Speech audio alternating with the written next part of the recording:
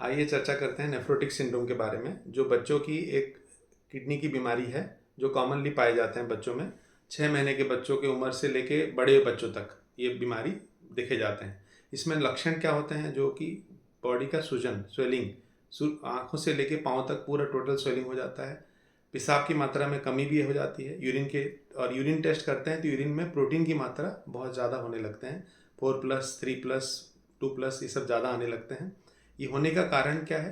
Kidney में हमारे filter लगे हैं, जो कि हम जो गंदगी चीज़ें होती है वो किडनी फिल्टर आउट कर देता है और अच्छी चीज़ें वापस किडनी शरीर में वापस ले जाता है।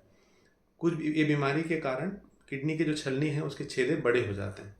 बड़े होने के कारण नॉर्मली जो प्रोटीन शरीर से नहीं निकलना चाहिए वो प्रोटीन किडनी के छलनी से निकल जाते हैं और यूरिन के में बहुत ज़्यादा मात्रा में निकलने लगते हैं। तो शरीर जितना बना नहीं पाता प्रोटीन, उससे ज़्यादा प्रोटीन यूरिन में निकल जाते हैं। नॉर्मली 4+ मतलब हम बोलते हैं 2 ग्राम प्रोटीन निकल जाना, 3+ मतलब 1.5 ग्राम प्रोटीन निकल जाना, 2+ मतलब 1 ग्राम प्रोटीन निकल जाना। तो इतना प्रोटीन शरीर से निकलता है, उतना शरीर हमारा बना नहीं पाता। तो बना नहीं पाने के कारण शरीर में प्रोटीन की मात्रा कम हो जाता है। प्रोटीन कम होने से प्रोटीन और बॉडी का पानी का डिसबैलेंस होने के कारण शरीर में सब तरफ पानी भर के शरीर को स्वेलिंग कर देता है, जो कि हमारे बॉडी सूजन ज़्यादा दिखने के कारण हमारे शरीर सब तरफ स्वेलिंग हो जाती है। फेफड़े में भी पानी हो जाते हैं, पेट के अंदर भी पानी हो जाता है, आँखों में सूजन हो जाता है और पेशाब की मात्रा कम होने लगते हैं। और इसके कारण लीवर कुछ कोशिश करते हैं कि लीवर भी बहुत ज़्यादा प्रोटीन बनाने की कोशिश करता है, तो प्रोटीन के साथ साथ लीवर कोलेस्ट्रॉल भी ज़्यादा बनाने लगता है, साइड बाई स्टैंडर्ड हो जाता है। तो इस बीमारी में कोलेस्ट्रॉल भी बढ़ा हुआ दिखता है हमको। तो इसका लक्षण क्या है? शरीर में सूजन आना, यूरिन में प्रोटीन 4+ आना, कोलेस्ट्रॉल बढ़ जाना और यूरिन की मात्रा की कमी आना। ये सब लक्षण आने से डॉक्टर से परामर्श करना चाहिए। और ये बीमारी कई बार जन्मजात भी पाए जाते हैं, 6 महीने के नीचे बच्चों को भी पाए जाते हैं। आमतौर पे हम 2 साल से 8-9 साल तक बच्चों को ये ज़्यादातर देखते हैं। ये बीमारी का प्रॉपर इलाज है, तो सही डॉक्टर से सलाह करके अपन प्रॉपर जांच कराएं और जांच करा के जो निष्कर्ष निकलता है उसके हिसाब से इसकी दवाइयाँ चालू करना चाहिए।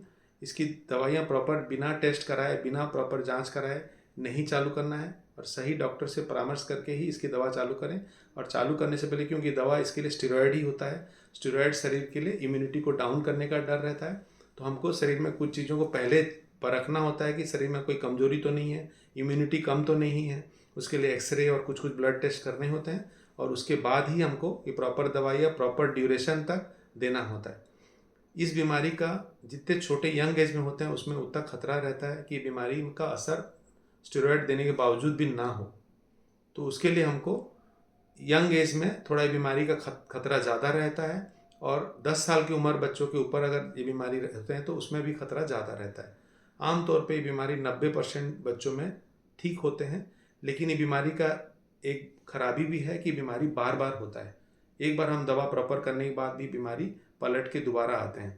ये बीमारी को रिलैप्सिंग नेचर कहा जाता है। कई बच्चों को साल में 1 बार होते हैं, कई बच्चों को साल में 3 बार भी हो जाते हैं, कई बच्चों को दवा बंद करते ही तुरंत 15 दिन के अंदर भी बीमारी हो जाता है, वो डिपेंडेंट कहलाता है।